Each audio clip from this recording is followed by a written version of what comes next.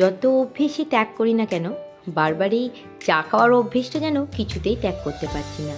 এটা দ্বিতীয় রাউন্ডে চা হচ্ছে।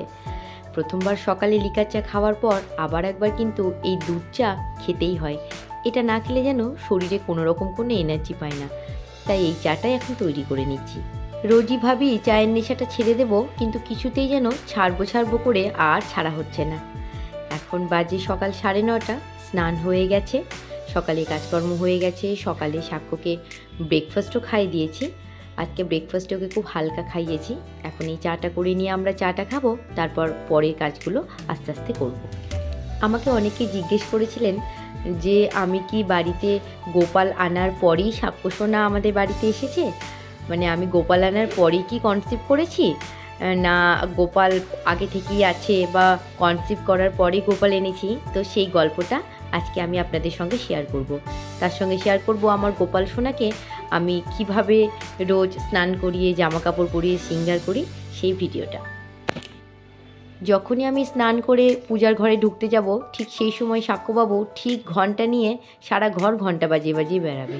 এটা কিন্তু ওর 12 মাসের অভ্যেস। এবার আমাদের গোপাল সোনাকে আমি স্নান করিয়ে নিচ্ছি। প্রথমে গোপাল সোনার গায়ে যে অলংকারগুলো আছে সেগুলো একটা একটা করে খোলাবো, তারপর গোপাল সোনার জামাটা খোলাবো। রোজ কিন্তু আমি যে একইভাবে স্নান করাতে পারি তা নয়।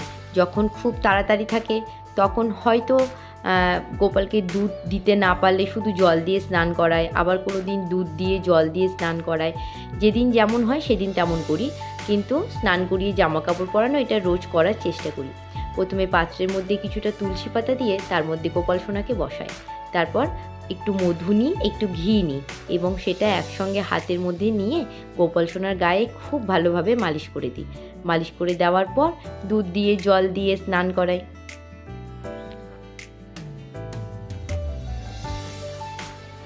এর আগেও আমি অনেক ভিডিওতেই আপনাদেরকে বলেছি, আমি যখন পুজো করি অথবা সন্ধে জ্বালি তখন কিন্তু সাক্ষ্য আমার সাথে সাথেই থাকে। ও দেখার চেষ্টা করে আমি কিভাবে করছি। এই বড় গোপাল এবং ছোট গোপাল দুজনকে একসঙ্গে সামলাতে কিন্তু আমাকে বেশ হিমশিম পেতে হয়।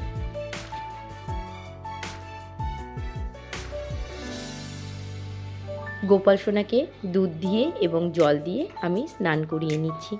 এরপর গোপাল সোনার গা ভালো করে মুছে দিয়ে তারপর আবার জামা পরানো, অলংকার পরানো, সব কিছু করার পর তারপর পুজো করব। যেমন নিত্য সেবা দিই সেরকম সেবা দিয়ে গোপাল সোনার পুজো করব।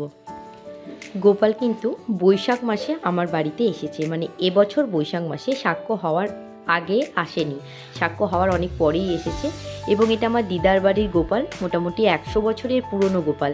সেই গোপালকে আমি আমার কাছে নিয়ে এসেছি এবং সেবা। আমি যেহেতু একটা চাকরি করি, তাই ঘর সংসার বাচ্চা সব কিছু সামলানোর পাশাপাশি আমাকে যেহেতু গোপাল সেবা করতে হয়, তাই আমি কিন্তু সকালবেলা এবং সন্ধ্যাবেলা এই দুইবারই গোপাল সেবা দিই।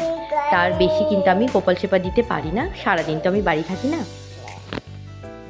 কৃষ্ণ গোবিন্দ হরে মুরারি, হে নাথ নারায়ণ वासुदेवा, एकमात्र स्वामी सखा हमारे, एकमात्र स्वामी सखा हमारे, हे नाथ नारायण वासुदेवा, श्री कृष्ण गोविंद हरे मुरारी, हे नाथ नारायण वासुदेवा। এইভাবেই আমি আমার গোপালের সেবা দিই। বড় গোপালের সেবার পাশাপাশি এবার ছোট গোপালের সেবার সময় হয়েছে এবং ছোট গোপাল আজকে বলেছে সে আজকে সেবাতে ছাতুর শরবত খাবে, তাই তার জন্য এখন ছাতুর শরবত বানাচ্ছি। ছাতুর শরবত খেতে কিন্তু সাক্ষ্য ভীষণ পছন্দ করে এবং বাচ্চাদের জন্য কিন্তু ছাতু প্রচণ্ড উপকারী। আপনাদের যাদের আমার বয়সী বাচ্চা রয়েছে, আপনারা কিন্তু চাইলে আপনাদের বাচ্চাদের ছাতুর শরবত করে অবশ্যই খাওয়াতে পারেন।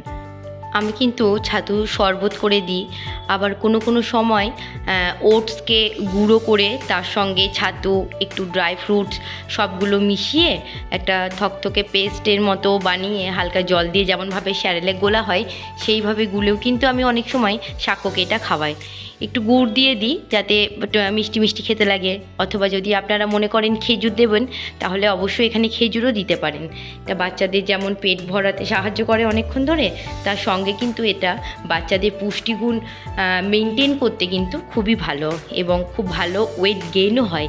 একটা ওয়েট গেইনিং ফুড হিসাবেও এটাকে কিন্তু গ্রহণ করা হয়। তাই এই খাবারটা আপনারা চাইলে কিন্তু আপনাদের বাচ্চাদের অবশ্যই দিতে পারেন।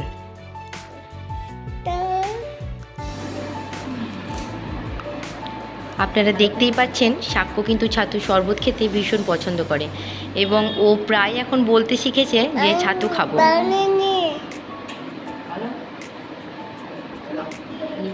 আমি নিজেও কিন্তু সকালবেলা ছাতুর শরবত টিফিনে ব্রেকফাস্ট হিসেবে গ্রহণ করি।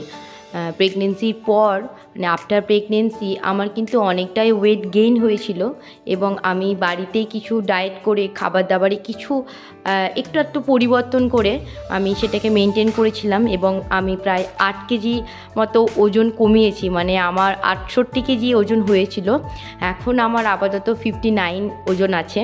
তো এর বেশি আমি কমাতে এখন চাইছি না, কারণ সাক্ষ্য এখনও তো ব্রেস্ট ফিড করে।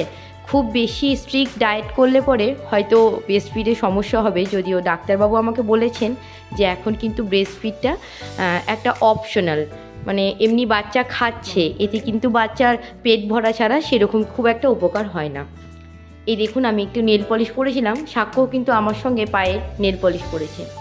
যদি আমি আলতা পরি ও আলতা পরে, নেল পলিশ পরি নেল পলিশ পরে, এমনকি মাঝে মাঝে ও তো সিঁদুর পরারও বায়না করে মামামির সাথে সিঁদুর পরবে। এখন দেখুন ঠাকুর ঘরের সামনে বসে আছে, তাই খুব ভক্তি ভরে দাদাকে প্রণাম করছে। আজকে ব্লগটা এখানেই শেষ করলাম।